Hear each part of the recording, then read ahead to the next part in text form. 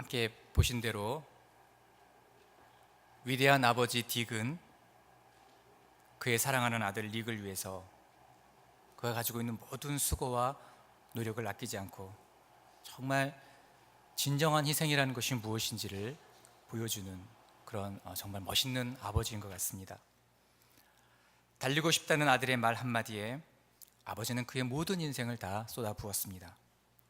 처음 출전한 자선 달리기를 다 완주한 후에 난생 처음으로 제 몸에 장애가 사라진 것 같은 그런 생각이 들었어요.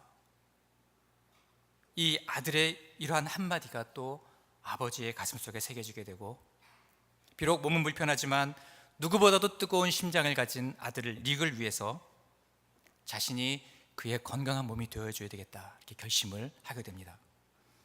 그리고 아버지 딕은 올해로 74세가 되었다고요. 제가 인터넷을 찾아보니까 올해로 74세가 되었고 아들 릭은 51세가 되었습니다. 그런데 그들은 30년이 넘도록 여전히 쉬지 않고 지금도 계속해서 달려가고 있다고 하는 것이죠. 여러분, 아들 릭이 할 수 있는 것이라고는 아무것도 없었습니다.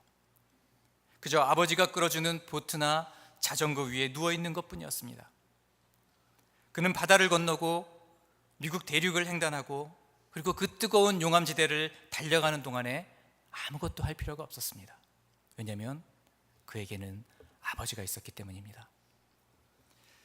세상이 다 포기해도 아버지이기 때문에 절대로 포기할 수 없었던 아들. 세상이 보기에는 길러줄 가치가 없어 보일지라도 아버지의 눈에는 모든 것을 다 주어도 아깝지 않은 그런 아들이었습니다. 혼자서는 아무것도 할 수 없는 아들이었지만 그러나 아버지가 있었기 때문에 그는 모든 것을 할 수 있었고, 그리고 일반인들도 쉽게 해낼 수 없는 그런 일들을 할 수가 있었다는 것이죠. 여러분, 저는 이 아들 릭을 향한 아버지 딕의 사랑을 보면서, 그 사랑을 보면서 우리를 향한 하나님의 사랑을 생각해 보았습니다. 죄악으로 가득 차 있었고 그래서 영적으로 이미 포기해 버렸을 것 같은 우리를 절대로 포기하지 않으시는 하나님의 사랑. 세상이 보기에는 연약하고 잘 넘어지고 가치가 없어 보이고 개가 토한 것을 다시 먹는 것처럼 죄를 짓고 또 다시 회개하고 또 죄로 돌아가는 그런 연약한 우리를 하나님의 전부로 여기시고 자신의 생명을 십자가에서 내어주기까지 우리를 사랑하셨던 하나님의 사랑. 우리 힘으로 할 수 있는 것이 아무것도 없었지만 그러나 내게 능력 주시는 자 안에서 모든 것을 할 수 있게 하시는 하나님의 사랑. 그 하나님의 사랑이 바로 우리 아버지의 사랑이 되신다는 것입니다. 여러분, 오늘 성경 본문에도요, 이스라엘 백성들을 위해서 베푸시는 아버지 하나님의 놀라운 사랑이 기록되어져 있습니다. 여러분, 아들 이스라엘은 아무것도 할 필요가 없었습니다. 아니, 애국 군대 앞에서 그들이 할 수 있는 일이라고는 아무것도 없었습니다. 아무런 능력이 없었어요. 그러나 아버지 하나님은 모세를 통해서 이렇게 말씀하십니다. 두려워하지 말고 가만히 서서 오늘 너희를 위하여 행하는 구원을 보아라. 내가 너희를 위하여 싸우리니 너희는 가만히 있을지니라. 여러분, 이스라엘 백성들이 했던 것은 아무것도 없었습니다. 그저 아버지가 이끄는 휠체어와 자전거와 그 보트에 누워있는 것이 전부였던 릭처럼 아버지이신 하나님께서 그들을 위해서 행하시는 놀라운 구원을 그저 바라보기만 하면 됐던 것입니다. 여러분, 이것은 또한 이 시간 저와 여러분들을 향한 동일한 하나님의 사랑인 줄로 믿으시길 바랍니다. 말씀으로 천지를 창조하시고 그리고 그 모든 만물을 한치의 오차도 없이 다스리시는, 통치하시는 그 하나님께서 우리를 대신해서 싸워주시겠다고, 우리가 지금 맞닥뜨리고 있는 이 모든 상황과 환경들, 이 모든 위험들, 이 모든 두려움들, 이 모든 문제들 하나님이 대신 싸워주시겠다고 그렇게 말씀하십니다. 우리의 힘으로는 아무것도 할 수가 없습니다. 그러나 우리가 하나님을 의지하여 그분이 이끌어주시는 은혜의 휠체어에, 은혜의 보트에 우리의 몸을 올려놓기만 하면, 그것에 우리가 앉기만 하면 홍해가 갈라지는 기적, 그리고 우리가 둘러싸여 있는 모든 문제들이 애굽의 군대처럼 진멸되는 기적, 내게 능력 주시는 자 안에서 내가 모든 것을 할 수 있는 그런 기적을 경험할 수 있게 하신다는 것입니다. 그런데 여러분, 오늘날 많은 사람들이요, 우리 아버지가 전능하심에도 불구하고 우리를 위해서 모든 것을 다 내어주시고 아끼지 아니하시는 그러한 하나님이심에도 불구하고 그 자녀로서의 특권을 누리지 못한 채 살아가고 있다는 것이죠. 하나님께서 우리를 위해서 싸우시겠다는데도 그것을 거부한 채 매일매일 실패하고 낙심하고 좌절하는 삶을 살아가는 사람들이 있다는 것입니다. 여러분, 우리는 어떻게 하면 왕의 자녀답게, 전능하신 하나님의 자녀답게, 아버지의 자녀답게 그 특권을 누리면서 그리고 이 세상에서 승리하는 삶을 살아갈 수가 있을까요? 첫 번째로, 하나님은 오늘 모세를 통해서 우리에게 두려워하지 말라고 말씀하고 계십니다. 너희는 두려워하지 말고. 여러분, 지금 이스라엘 백성들은 너무나도 큰 두려움에 휩싸여져 있습니다. 왜 그렇죠? 오늘 본문 10절을 보시면, 바로가 가까이 올 때에 이스라엘 자손이 눈을 들어본 즉 애굽 사람들이 자기들 뒤에 이른지라 이스라엘 자손이 심히 두려워하여 여호와께 부르짖고. 여러분, 지금 이스라엘 백성들을 두렵게 만들고 있는 것이 무엇입니까? 자신들을 잡으려고 오는 이 애굽의 군대를 보고 심히 두려워했다는 거예요. 지금 이스라엘 백성들은 남자만 60만 명이 있었고요, 여자와 아이와 노인들까지 다 합치면 200만 명가량 정도 되는 그 거대한 무리가 애굽을 탈출해서 도망가고 있었습니다.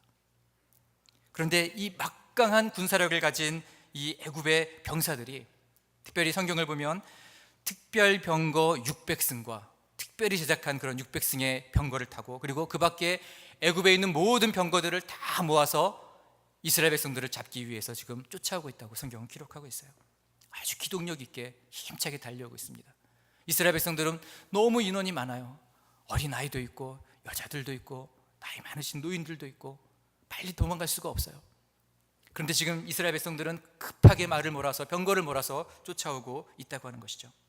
더구나 홍해가 이스라엘 백성들의 앞길을 가로막고 있습니다. 마치 도관에 든 쥐처럼.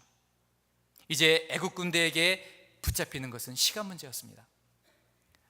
만약에 여기서 이제 잡히게 되면 그 자리에서 죽든지 아니면 애굽으로 끌려가서 죽도록 일하다가 죽든지, 둘 중에 하나를 선택해야 되는 그러한 순간에, 그러한 절대절명의 위기의 상황 속에 이 이스라엘 백성들이 있었다는 것이죠. 그래서 그들은 두려워 떨었다. 성경에서는 심히 두려워했다, 이렇게 말씀하고 있습니다. 여러분, 이제 이스라엘 백성들은 모든 것이 끝났다고 생각을 했습니다. 더 이상 소망이 없는 사람들처럼 그들은 두려움에 떨고 있다고 하는 것이죠. 그 수많은 애국 군대가 몰려오는 것을 보고 너무 무서워서 두려워 떨었다, 성경은 기록하고 있습니다. 여러분, 왜 그렇습니까? 이스라엘 백성들이 왜 두려워하고 있죠? 10절 말씀을 보시면 눈을 들어 본즉, 다시 말하면 그들이 눈을 들어서 애굽의 군대가 오는 것을 보았다는 거예요. 지금 눈을 들어서 하나님을 보아야 할 그 순간에, 눈을 들어서 우리의 도움이 되시는 그 하나님을 바라봐야 할 그 시간에 이스라엘 백성들은 눈을 들어서 애굽의 군대를 바라봤다는 거예요. 눈을 들어서 지금 그들이 처해 있는 상황을 바라봤어요. 환경을 바라봤어요. 그렇기 때문에 그들은 두려워 떨 수밖에 없었다는 것이죠. 문제 그 자체에 주목해서 그것에 마음을 빼앗겨버리고 말았다는 것입니다. 여러분, 이스라엘 백성들이요 400년 동안 애굽에서 종살이를 하지 않았습니까? 노예로 아주 비참한 삶을 살았어요. 너무나도 견디기 힘든 그런 학대와 또 차별과 아주 심한 그런 노동을 하면서 그렇게 시간을 보내야 했습니다. 그들이 탄식하며 부르짖었습니다. 여러분, 그런데 하나님께서 이 백성을, 그 이스라엘 백성을 하나님께서 친히 출애굽시켜서 애굽에서 이렇게 불러내 오시는데요, 성경에 보면 한 번도 이스라엘 백성이 하나님 여기서 탈출하게 해주세요 이렇게 기도했다는 내용이 나오지 않아요. 이스라엘 백성들이 먼저 탈출시켜달라고 하나님께 부르짖지 않았어요. 그냥 그 고통이 힘들어서 부르짖었을 뿐이에요. 그런데 하나님께서 먼저 이 일을 시작하셨습니다. 그것도 80세가 된 노인 모세를 부르시더니 이 일을 행하라고 말씀하십니다. 여러분, 이것은 누가 봐도 불가능한 일이죠. 말이 안 되는 것이었습니다. 그런데 이 일이 가능하도록 하나님께서 역사하셨습니다. 여러분, 10가지의 재앙이 애굽 전체를, 그 막강한 애굽 전체를 뒤덮는 것을 이스라엘 백성들은 눈으로 볼 수 있었습니다. 뿐만 아니라 광야에서 낮에는 구름 기둥으로, 밤에는 불 기둥으로 섬세한 하나님의 손길로 함께 하시는 것을 그들은 경험을 했습니다.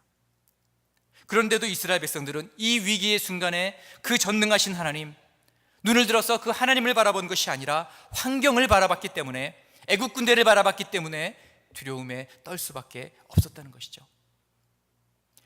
여러분, 하나님은 한순간도 이스라엘 백성을 떠나지 않으셨습니다. 애굽에 있을 때에도요, 그리고 애굽에서 탈출해서 나왔을 때에도, 지금 애굽 군대 앞에 또 홍해 앞에 그 사이에 갇혀있을 그 순간에도 하나님은 한순간도 이스라엘 백성을 떠나신 적이 없었습니다. 그럼에도 불구하고 이스라엘 백성들은 이 위기의 순간에 하나님이 보이지 않더라는 거예요. 하나님을 보지 않았다는 거예요. 하나님이 보이는 것이 아니라 오직 그들의 눈에는 애굽의 군대라고 하는 이 현실만이 보였다고 하는 것입니다. 믿음이 없기 때문에, 믿음이 없기 때문에 바로보다도 더 크시고 애굽의 군대보다도 더 강하신 그 하나님을 바라보지 못했기 때문에, 그 하나님을 향해서 눈을 들지 못했기 때문에 이스라엘 백성들은 두려워서, 너무나도 두려워서 심히 떨고 있는 것입니다. 내가 산을 향하여 눈을 들리라. 나의 도움이 어디서 올까? 나의 도움이 천지를 지으신 여호와께서로다. 여러분, 지금 우리는 눈을 들어서 무엇을 바라보고 있습니까? 지금 우리 눈앞에 누워있는 어찌할 수 없는 그런 현실들을 바라보고 있습니까? 우리를 한숨짓게 만들고 염려하고 근심하게 하는 그런 일들, 여러분, 어떠한 일들 가운데 여러분 놓여 있습니까? 우리는 지금 우리를 위해서 놀라운 일들을 행하고 계시는, 우리를 위해서 싸워주시는 그 주님을 바라보고 있습니까? 아니면 우리를 두렵게 만드는 땅의 것들을 바라보고 있습니까? 여러분, 눈을 들어서 천지를 지으신, 우리의 진정한 도움이 되시는 주님을 바라봐야 된다고 성경은 말씀하고 있습니다. 여러분, 이 두려워하는 마음과 이 불신이라고 하는 것은 동전의 양면과도 같은 것입니다. 두려워하는 마음의 다른 이름이 불신이에요. 왜 두려움이 생기느냐? 믿지 않기 때문에, 믿지 못하기 때문에 불신이 생긴다는 것이죠. 나를 향한 하나님의 뜻, 나를 너무나 사랑하시기 때문에 가장 선한 길로, 가장 좋은 길로, 축복의 길로, 행복의 길로 인도하기를 원하시는 그 하나님의 사랑을 믿지 못하기 때문에 상황과 환경이 먼저 보이는 것이죠. 애국 군대를 감당할 수 없는 내 자신이 먼저 보이더라는 거예요. 하나님이 보이는 것이 아니라 환경이 보이고 그것을 감당할 수 없는 내 자신이 먼저 눈에 들어오게 된다는 것이죠. 그래서 두려워지게 된다고 하는 것입니다. 여러분, 인류 최초의 두려움이 어디서부터 시작됐는지 여러분 아십니까? 성경에 두려워하다라고 하는 이 단어가 제일 먼저 등장하는 곳이 여러분 어딘지 아십니까? 창세기 3장을 보시면 아담이 처음 하나님께 범죄했을 때에 하나님의 낯을 피해서, 하나님의 얼굴을 피해서 동산 나무 사이에 숨었다고 기록하고 있습니다. 그리고 나서 하나님께서 아담아, 아담아, 네가 어디 있느냐? 아담아, 지금 네가 어디 있느냐? 하나님이 이렇게 물으실 때에 아담은 내가 벗었으므로 두려워하여 숨었나이다, 이렇게 대답합니다. 여러분, 하나님의 품으로부터 떠나는 그 순간 우리 인간은 두려움에 휩싸이게 됩니다. 죄 때문에 하나님과 그 관계 사이에 뭔가 불순물이 끼게 되고 그 관계가 벌어지게 되자 곧바로 아담은 두려움에 사로잡혔습니다. 여러분, 빛으로부터 멀어지면 어둠의 그림자가 드리워지게 됩니다. 빛으로부터 얼만큼 멀리 떠났냐에 따라서 어둠은 더 짙어지게 되어 있습니다. 빛 대신 하나님으로부터 얼만큼 멀리 떨어져 있느냐, 얼만큼 가까이 있느냐, 이것이 우리의 두려움의 정도를 바꾸어 줍니다. 여러분, 빛으로부터, 하나님으로부터 멀리 떨어지면 떨어질수록 그만큼 우리의 걱정과 근심과 염려와 불안과 두려움이 밀려들게 되어 있는 것입니다. 그러므로 우리가 정말 두려워야 할 것은 우리가 바라보는 상황과 환경들, 우리를 집어삼키려고 하는 이 어둠의 세력들, 이것을 두려워할 것이 아니라 정말 우리가 두려워야 할 것은 내가 하나님으로부터 얼만큼 떨어져 있는지, 내가 단 한 발이라도, 한 발자국이라도 지금 하나님 밖에 있는지, 하나님의 그 거룩하신 품 안에 안겨 있는지, 우리는 그것을 두려워해야 한다는 거예요. 다른 것을 두려워할 것이 아니라, 마치 어린아기가, 젖먹이 아기가 엄마의 품을 조금이라도 떠나면 깜짝 놀라서 자지러지게 우는 것처럼, 우리가 하나님의 품을 조금만이라도 떠나게 되면, 죄악이 조금이라도 우리를 물들게 하면 우리 영혼이 정말 민감하게 반응해서 깜짝 놀라 울부짖으며 하나님께로 다시 달려가는, 다시 돌이켜 하나님 품에 안기는 그런 모습이 우리 가운데 있어야 된다는 거예요. 하나님 품을 떠나는 것, 이것 외에는 우리가 두려워할 것이 없어야 한다고 하는 것이죠. 사랑하는 성도 여러분, 오늘 우리 하나님께서 말씀하십니다. 너희는 두려워하지 말라. 여러분, 이 싸움은 우리에게 속한 싸움이 아니라 하나님께 속한 싸움이라는 거예요. 우리를 대신해서 하나님께서 싸워주시겠다고 약속하고 있습니다. 여러분, 두려워 말고 주님을 바라보시길 바랍니다. 베드로는 주님을 보지 않고 풍랑을 봤을 때 바다에 빠질 수밖에 없었습니다. 주님을 바라보심으로, 그리고 주님의 그 넓은 품 안에 거하심으로 모든 두려움을 극복하고 승리하시는 저와 여러분들이 되시기를 바랍니다. 두 번째로, 우리가 승리하는 삶을 살기 위해서 하나님은 가만히 서 있으라고 말씀하십니다. 가만히 서서, 너희는 두려워 말고 가만히 서서. 여러분, 히브리어로 이 가만히 서서라고 하는 이 단어를 보면 두 가지 의미가 있는데요, 하나는 흔들리지 않고 견고하게 서다, 믿음을 지키다, 이런 의미가 있고요, 또 하나는 침묵을 지키다, 혀를 물다, 이런 두 가지 의미가 담겨져 있습니다. 다시 말해서 두 가지를 그치고 스탑하라고 이 단어 속에서 말씀하고 있는데요, 하나는 그쳐야 할 행동이 있고, 스탑해야 될 행동이 있고, 그쳐야 될 언어가 있다, 말이 있다 라는 것이죠. 두려움에 떨며 우왕좌왕하지 말고, 흔들리지 말고, 믿음을 버리지 말고 견고하게 서되 불평과 원망의 말을 그치고 침묵하라고 말씀하고 있는 것입니다. 여러분, 지금 이스라엘 백성들이 큰 두려움에 휩싸여 있죠. 이들이 두려움에 휩싸였을 때 가장 처음 보였던 반응이 무엇입니까? 그들은 하나님께 부르짖기 시작했습니다. 그런데 그것은 믿음으로 드리는 기도가 아니라 일종의 아우성이었고 불평과 원망에 가까운 것이었습니다. 11절과 12절 말씀을 보면 좀 더 확실하게 드러나는데요, 이들은 모세를 향해서 엄청난 그런 원망을 퍼붓고 있는 것을 볼 수가 있습니다. 아니, 애굽에 우리가 묻힐 무덤이 없어서, 우리가 묻힐 매장지가 없어서 지금 여기까지 우리를 불러내서 이 광야에 우리를 묻히게 하려고 하느냐? 누가 우리를 지금 탈출시켜달라고 그렇게 부탁을 했었느냐? 그냥 애굽에서 일하다가 죽게 놔두지 왜 우리를 선동해서 여기까지 오게 하고 왜 이 고생을 하도록 만드느냐? 이렇게 지금 이 모세를 향해서 원망을 하고 있죠.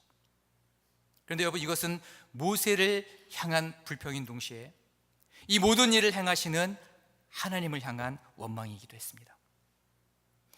이러한 이스라엘 백성들을 향해서 하나님께서 가만히 있을 것을 명령하고 있습니다. 이것은 불평과 원망을 그치라는 말씀입니다. 너희는 가만히 서서 불평과 원망의 말을 이제 그쳐라 말씀하고 있는 것이죠. 여러분, 오늘날 특별히 사단이 사용하는 여러 가지 많은 무기들이 있는데 그 중에서 하나가 바로 이 불평과 원망입니다. 여러분, 이 부정적인 말은 굉장히 파급 효과가 커요. 불평과 이 원망의 말은 공동체를 파괴하는 위력을 가지고 있기 때문에 그렇습니다. 나만 무너지는 것이 아니라 그 말을 들은 옆에 사람도 같이 무너지게 만들어요. 그래서 결국은 공동체 전체가 와해되게 만드는, 무너지게 만드는 그러한 사단의 강력한 무기가 바로 부정적인 말, 불평과 원망, 이런 것이라고 하는 것이죠. 여러분, 성경에 보면 여호수아가 여리고 성을 정복하고 함락시키고 그 성에 들어가게 되죠. 그때 이스라엘 백성들이 6일 동안 이 여리고 성을 매일 한 바퀴씩 돕니다. 근데 그리고 나서 7째 날에는 7바퀴를 돌죠. 6바퀴 6일 동안 도는 날 아무 일도 일어나지 않습니다. 7일째가 됐어요. 7바퀴를 돌아도 아무 일도 일어나지 않습니다. 그러나 마지막 바퀴를 돌고 나서 대제사장이 나팔을 불 때에 이스라엘 백성이 다 같이 큰 소리로 외치자 그 난공불락이었던 여리고성이 한순간에 와르르 무너지는 것을 경험하게 됩니다. 여러분, 이 사건의 그 배후에, 그 전에 하나님께서 이스라엘 백성들에게 내린 명령이 하나 있었어요. 이 여리고 작전을 수행하시기 위해서 하나님께서 이스라엘 백성들에게 특별히 당부하신 명령이 하나 있었어요. 그것은 여리고 성을 도는 동안에 아무 말도 하지 말라. 아무 소리도 내지 말고 아무 음성도 내지 말아라. 아무 말도 하지 말아라. 그렇게 명령을 하셨다는 거예요. 침묵할 것을 명령하셨어요. 여러분, 상상한 건데 만약에 하나님께서 지금 이 이스라엘 백성들에게 침묵을 명령하지 않으셨다면 이스라엘 백성들이 이 여리고 성을 돌면서 한 바퀴 돌고 두 바퀴 돌고 아무 일도 일어나지 않으니까 조금씩 동요가 일어나기 시작합니다. 수군거리기 시작합니다. 이거 이렇게 돌아서 되는 건가? 한 바퀴 돌고 아무 일도 일어나지 않는데 지금 우리가 제대로 하고 있는 건 맞는 건가? 지금 여호수아가 하나님의 음성을 잘못 듣고 우리를 지금 잘못 인도하고 있는 거 아닌가? 갑자기 이 여리고 성에 있는 이 사람들이, 가나안 사람들이 나와서 우리를 공격하는 거 아닌가? 이러다 우리 전쟁에서 지는 거 아닌가? 돌고 또 돌다가 이거 우리가 돌아버리는 거 아닌가? 막 이런 여러 가지 불평들이 막 나왔을 거예요. 여러분, 만약에 이들이 침묵하지 않고 이런 불평을 했다면 저는 여리고 성을 함락시킬 수 없었을 거라고 믿습니다. 그렇게 생각을 합니다. 그러나 여러분, 그들은 6일 동안 아무 일도 일어나지 않았지만 침묵함으로 불평과 원망의 소리를 내지 않았습니다. 묵묵히 여리고 성을 돌았습니다.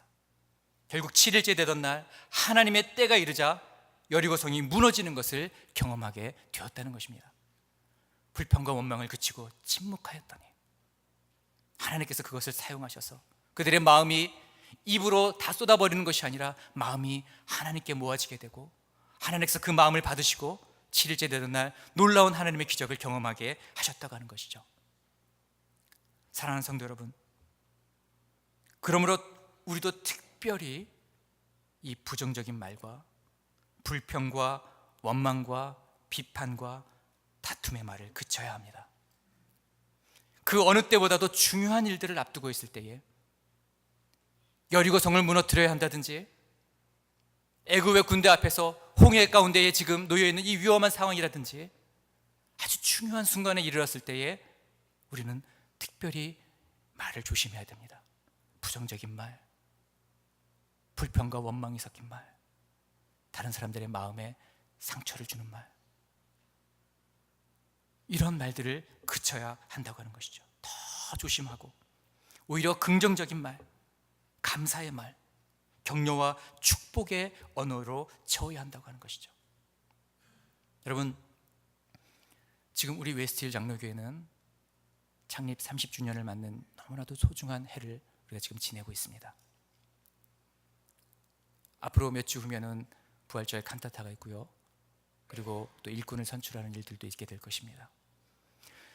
올해가 중요한 이유는 지나온 30년을 하나님께 감사하며 앞으로 달려갈 30년을 준비하는 기도하는 시간이 되어야 되기 때문에 너무나 중요합니다. 이러한 중요한 순간에 우리는 더욱더 우리의 언어를 조심해야 된다는 것이죠. 불평과 원망을 그쳐야 한다는 것이죠. 너희는 가만히 서서 이 중요한 순간에 사단이 우리를 틈타지 못하도록 우리를 넘어뜨리지 못하도록, 우리 공동체를 무너뜨리지 못하도록 하나님께서 지금 우리에게 명령하고 계시는 것은 진복할 것을, 우리 입술을 거룩하게 지킬 것을 명령하고 있다고 하는 것입니다. 그렇게 할 때에 여호와께서 우리를 위해서 싸우시는 승리를 맛보게 될 줄로 분명히 믿습니다. 뿐만 아니라 여러분, 가만히 서서라고 하는 이 말씀은요, 너희가 무언가 해보려고 분주하고 애쓰고 노력하고 이런 거 하지 말라는 거예요. 다른 도움을 구하지 말고, 경험이나 지식이나 재물이나 권력도 의지하지 말고, 세상 방법을 동원하려고 하지 말고, 편법을 쓰려고 하지 말고, 다른 아무것도 하지 말고 가만히 있으라고 말씀하십니다. 그저 믿음 위에, 말씀 위에, 기도 위에 굳건히 서 있으라고 말씀하고 있습니다. 너희는 가만히 서서. 왜냐하면 여러분, 우리가 가만히 있지 않으면, 우리가 다른 어떤 노력을 하고 다른 것에 마음을 빼앗기면 우리를 위해서 싸우시는 하나님을 볼 수가 없기 때문에 그렇습니다. 다른 액션을 취한다는 것은 이미 선한 일을 시작하신 하나님을 볼 수 없게 만들기 때문에 그렇습니다. 뿐만 아니라 하나님께서 우리를 위해서 놀라운 역사들을 이루어 주셔도 이것이 하나님께로부터 왔다는 것을 우리가 깨닫지 못하게 된다는 거예요. 우리가 원했기 때문에, 열심히 노력했기 때문에, 기도했기 때문에, 누군가 도와줬기 때문에 이 일들이 이루어진 것으로 착각하게 된다는 것이죠. 그래서 시편 기자는 시편 146편에서 이렇게 말씀합니다. 귀인들을 의지하지 말며 도울 힘이 없는 인생도 의지하지 말라. 왜 그렇습니까? 호흡이 끊어지면 흙으로 돌아가서 없어지는 인생을 의지하지 말라는 거예요. 그리고 하나님으로 자기 도움을 삼고 하나님에게 소망을 두는 자는 복이 있다고 말씀하고 있습니다. 여러분, 우리는 지금 하나님께서 우리 안에서 마음껏 역사하시도록, 우리로 하여금 우리 앞에 놓여있는 이 홍해를 건너는 그 기적을 맛보게 하시도록 우리 자신을 하나님께 내어드리고 있습니까? 하나님께서 지금 내가 타고 있는 이 은혜의 휠체어를 마음껏 끄시고 승리를 향해 달려가실 수 있도록 내 온몸을 우리의 아버지 되신 하나님께 내어 맡기고 있습니까?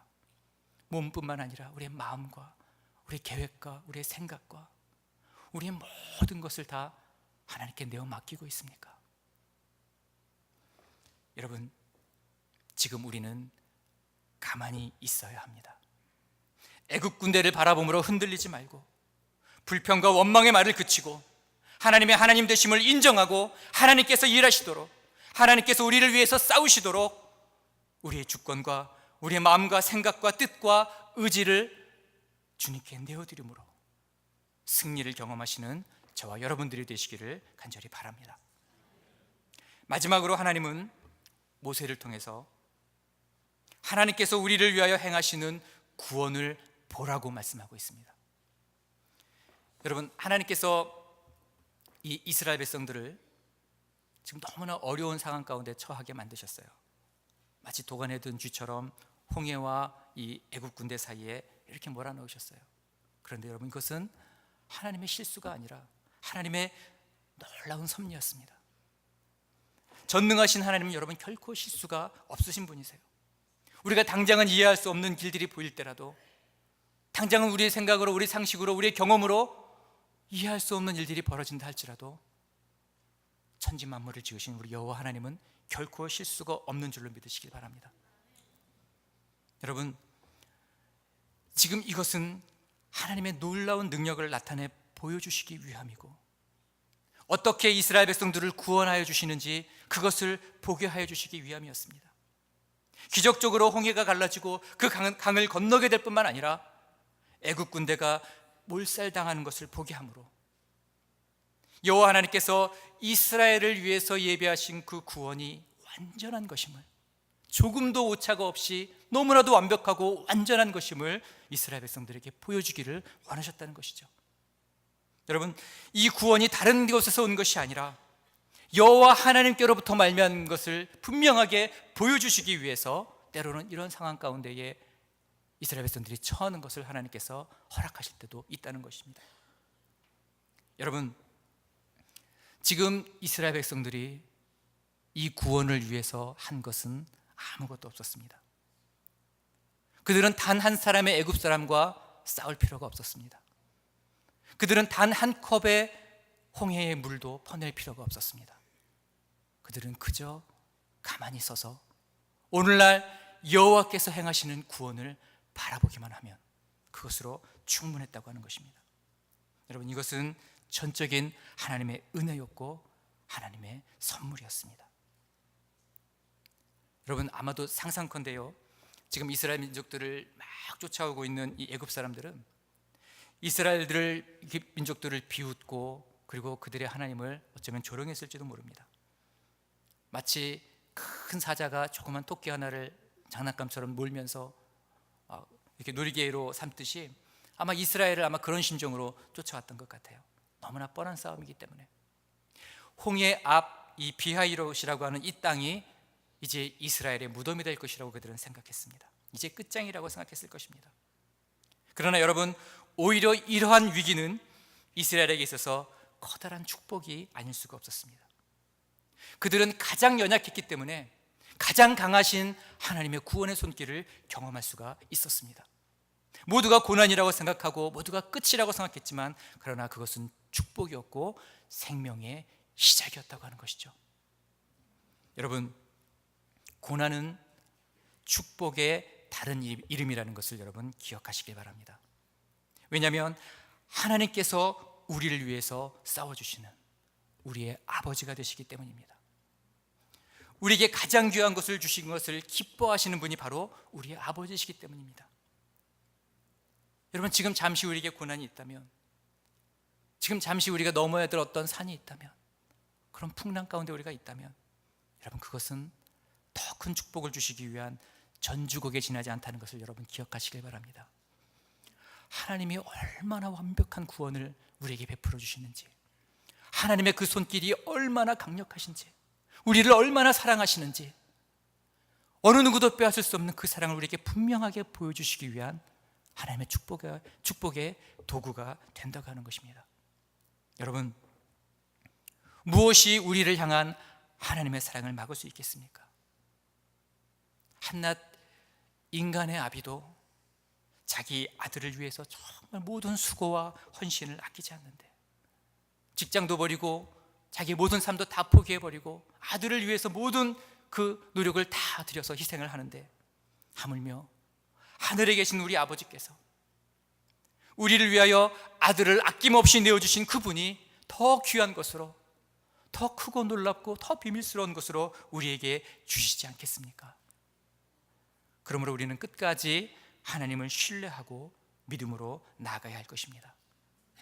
우리는 이미 왕의 자녀들이고, 그리고 왕의 권세를 누릴 자로, 하나님 아버지의 자녀로, 영원한 생명의 유업을 이을 자로 부름을 받았습니다. 너희는 두려워 말고 가만히 서서 여호와께서 오늘날 너희를 위하여 행하시는 구원을 보라. 여러분, 두려워하지 마시길 바랍니다. 그리고 눈을 들어서 하나님을 바라보시길 바랍니다.